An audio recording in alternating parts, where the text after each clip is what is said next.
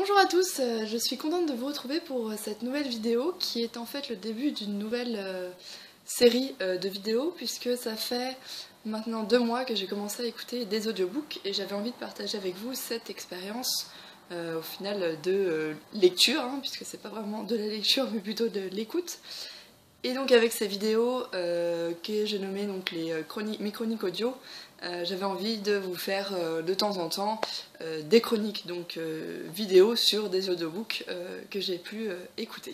Pour cette première vidéo, je l'ai découpée en plusieurs grandes parties. Pour les autres vidéos, il y aura sûrement des parties en moins, puisque là, bon, c'est la première, j'avais envie de vous expliquer un peu plus le contexte. La première partie, donc ce sera une partie où je vais vous expliquer comment j'en suis arrivée à écouter des audiobooks. Puis j'introduirai le premier audiobook que j'ai lu, donc c'était la sélection de... que j'ai écouté plutôt, la sélection de Kiera Cass. Donc je vous ferai un retour sur l'histoire et puis ensuite sur l'audiobook en fait que j'ai écouté. Et je finirai avec un peu les plus et les moins des audiobooks, pour après que vous puissiez vous faire votre avis.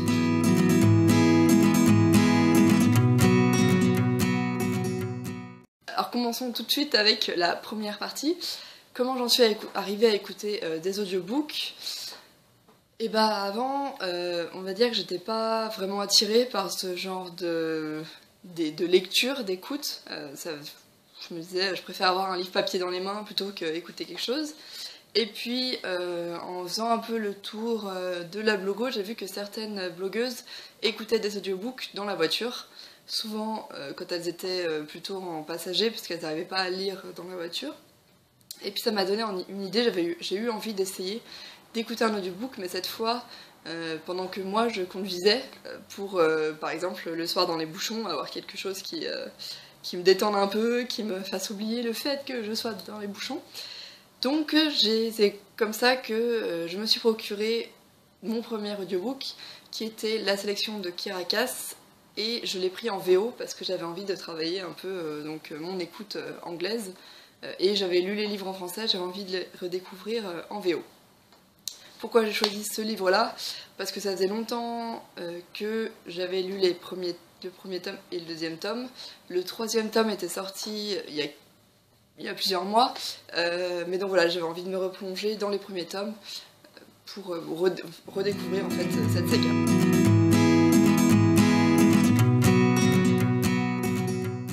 J'ai donc commencé mon premier audiobook avec la sélection de Kiera Cass, lue par Amy Rubinate. Et donc la sélection, c'est une dystopie qui raconte donc l'histoire de America Singer, une jeune femme musicienne, chanteuse, voilà, elle a de multiples talents, donc qui vit dans une Amérique qui a été en fait une Amérique un peu du futur, qui a été après plusieurs guerres découpée en classes. La population a été découpée en classes, donc des classes les plus hautes aux classes les plus basses, chacune avec un numéro et chacune pouvant exercer un certain métier dans la société. Donc quand on est dans une classe, on doit y rester, à part si on se marie avec quelqu'un, pour les femmes d'une classe supérieure. Si on se marie avec quelqu'un d'une classe inférieure, on descend bien sûr d'une classe. La royauté, puisqu'il y a une royauté dans cette nouvelle Amérique, quand l'héritier, ici c'est un héritier, arrive à l'âge de se marier, ils organisent un grand concours qui s'appelle la sélection, pour donc sélectionner des jeunes filles de toutes les classes et leur donner la possibilité de devenir la future princesse et future reine donc de ces pays. Et donc America Singer, bien qu'elle n'ait pas envie de participer à cette sélection puisqu'elle est déjà amoureuse, que le prince Maxon ne l'intéresse absolument pas, elle va se retrouver sélectionnée et donc à vivre dans le château avec 35 autres concurrentes et donc à devoir se battre, ou non, pour les faveurs du prince Maxon.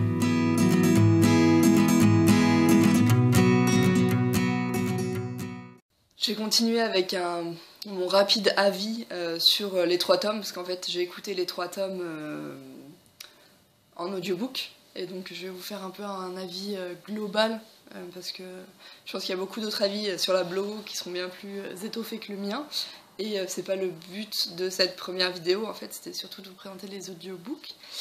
Alors ce que j'ai beaucoup aimé dans ces 3 tomes, ce que j'avais déjà aimé dans les livres et ce que j'ai redécouvert dans les audiobooks, c'est America, qui est une jeune femme forte qui se bat pour ses convictions, qui même si parfois est un peu naïve, avec quelques défauts, elle est des fois un peu trop rebelle. Et, voilà, elle fait ce qu'elle pense toujours être le mieux et elle se bat pour ce qu'elle aime. J'ai bien aimé aussi Maxon qu'on découvre au fur et à mesure, puisqu'au début on a plutôt l'avis que America se fait de lui.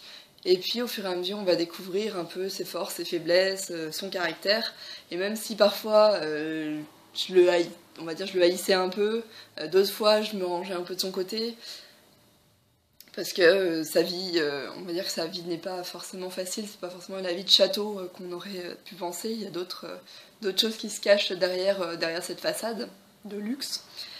Et voilà, donc j'ai trouvé ça... j'ai bien aimé le découvrir au fur et à mesure des 3 livres, et arriver à mieux cerner son caractère à la fin. Au niveau romance, on a aussi beaucoup de petites choses. On a un triangle amoureux qui va se former. On a America et Maxon qui vont avoir des hauts, des bas. Bien que parfois, je trouve qu'America, elle s'affole un peu. Elle se met en colère contre lui alors qu'il n'y a pas... Elle réfléchit pas forcément tout de suite avant de réagir. J'ai bien aimé découvrir la complexité des personnages, mais aussi la dystopie, parce que ça devait être la première dystopie que j'ai lue, même si peut-être qu'il lui manque, qu'il y a des petits trous, qu'à la fin on aurait aimé un petit épilogue. Voilà, elle est quand même assez complète pour nous faire entrer dans cet univers, dans cette nouvelle Amérique, et dans le combat en fait que doivent mener chaque jour les classes les plus basses par rapport aux classes les plus hautes.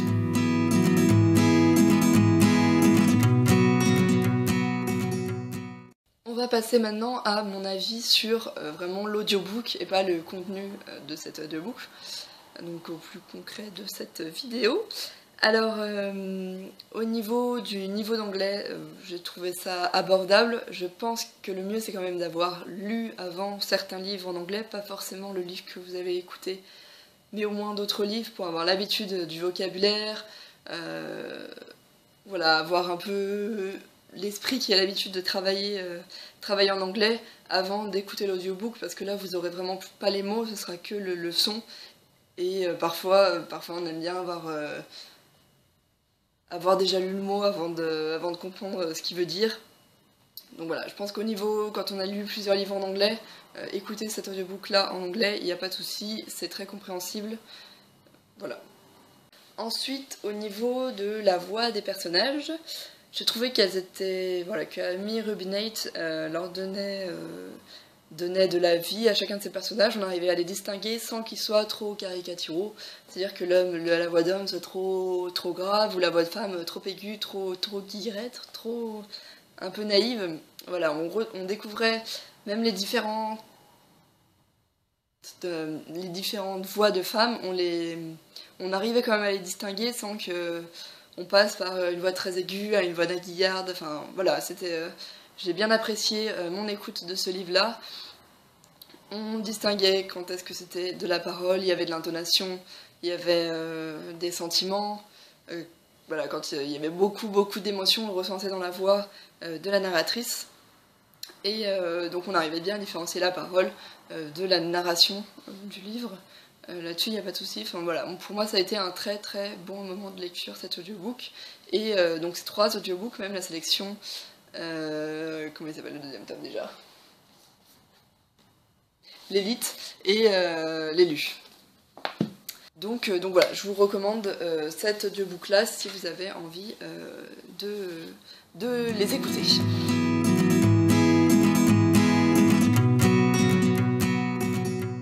Et on va passer à la dernière partie de cette première vidéo qui est voilà, les plus et les moins des audiobooks d'après ma propre expérience.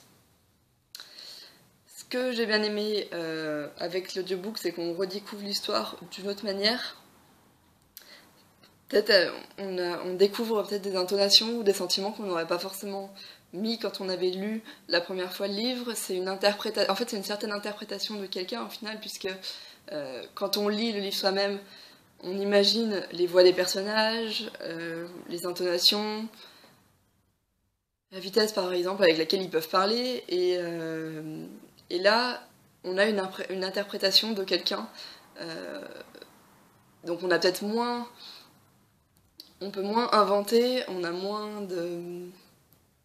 laisse moins notre imagination faire la part des choses, et en même temps ça m'a pas dérangé, en tout cas pour ce livre-là, ça m'a pas du tout dérangé. Ça a peut-être rajouté un peu d'émotion à des endroits où j'en aurais pas forcément mis, et ça m'a tout autant fait vibrer et ressentir des choses que lorsque j'avais lu le livre.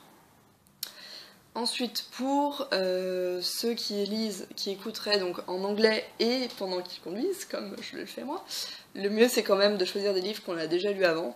Parce que quand on est en voiture, faut quand même se concentrer sur la route, et on n'est pas toujours concentré à ce qu'on est en train d'écouter. Dans les bouchons, peut-être que oui, mais un feu, un croisement, dans un rond-point, voilà, on n'écoute pas forcément, ou on écoute d'une oreille plus... Ouais, voilà, avec moins d'intention, et donc ça se peut qu'on loupe des passages de temps en temps, et pour pas être perdu dans la suite du livre, si on connaît le livre, ça nous dérangera pas.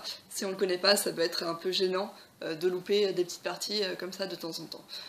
Donc moi, ce que je recommande de mon expérience personnelle, c'est de choisir des audiobooks de livres qu'on a déjà lus, au moins pour ceux qui sont en anglais, mais je pense que pour ceux qui sont en français, ça serait pareil, parce que même si c'est en français, quand on doit se concentrer sur la route, on n'écoute plus ce qui est en train d'être lu.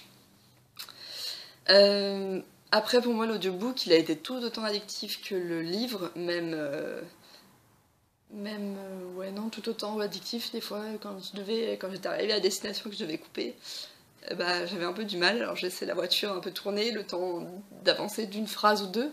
Mais voilà, après, ça m'a permis d'étaler un peu mon écoute. Sinon, je l'aurais peut-être fait en quelques jours au lieu de prendre 2 semaines à écouter, parce que c'est que pendant mes trajets pour aller au travail ou pour revenir du travail. Et puis aussi, c'est très pratique, parce que vous pouvez l'écouter donc en conduisant, ou alors quand vous êtes passager, si vous n'arrivez pas à lire un livre dans la voiture parce que vous êtes malade, et voilà, les écouteurs, et puis c'est bon, vous pouvez lire ou écouter un nouveau livre pendant le voyage, ça fait passer le voyage plus vite. Ça peut être aussi en allant faire des courses, ce que je fais de temps en temps. Dans la rue, dans le métro, dans le bus, voilà, quand vous voulez, c'est assez pratique. S'il n'y a pas besoin de sortir, c'est pas lourd, c'est pas gros, parce qu'au final ça peut tenir dans un MP3 ou dans un CD, donc ça peut s'emporter partout, c'est léger, ça prend pas de place, ça s'écoute partout, donc que des avantages de ce côté-là. Ensuite, au niveau des moins bien, parce que bon, il y en a dans tout, si on n'a pas bien entendu une phrase, pas bien compris une phrase, c'est plus compliqué de revenir en arrière que de relire la phrase d'avant, le paragraphe ou même la page entière. Il faut revenir en arrière, on ne sait pas forcément à quelle minute c'était, à quelle seconde. Donc c'est vrai qu'à ce niveau-là, c'est plus compliqué. Et aussi, on n'a pas le livre dans les mains. Pour ceux qui aiment bien toucher le papier, ouvrir le livre, avoir des odeurs, tout ça on l'a pas. C'est pour ça que je préfère pour le moment écouter des audiobooks que j'ai déjà lus, parce que j'ai déjà eu l'expérience avec le livre dans la main, et maintenant c'est simplement une réécoute, comme si c'était une relecture au final du livre. Après, je pense que ça ne me dérangerait pas d'écouter un nouveau livre, bon, pas en conduisant dans la voiture, mais d'écouter un nouveau livre, et s'il m'a vraiment plu, de l'acheter en format papier, pour que la prochaine fois que j'ai envie de le relire, cette fois j'ai l'expérience, on va dire l'expérience papier.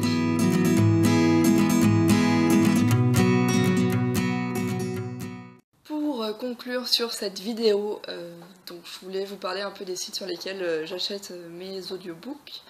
Alors tout d'abord, il y a Audible qui a été racheté par Amazon, donc on peut se connecter avec son compte Amazon, et si je me souviens bien, oui je crois bien.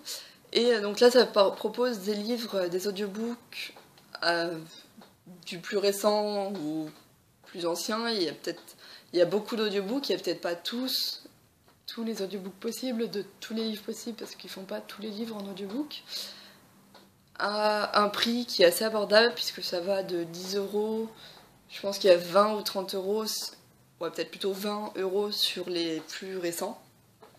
et c'est en format numérique, donc ils vendent pas de CD en fait, c'est directement dès qu'on achète, on peut télécharger et le mettre sur un MP3, sur un téléphone, le graver sur un CD, ce qui permet donc d'acheter ça même un dimanche, de l'avoir tout de suite chez soi et de pouvoir l'écouter tout de suite sans délai.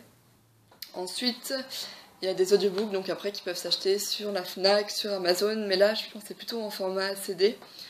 Et le format CD il est un peu plus cher puisque ça tourne plutôt autour de 30 €.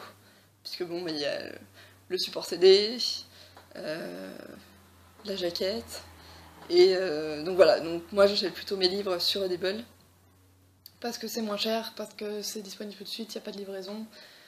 Et puis au final, moi je préfère l'avoir en format MP3 pour pouvoir aller l'écouter pendant que je fais mes courses, plutôt que d'avoir en format CD où je peux l'écouter que sur mon ordinateur ou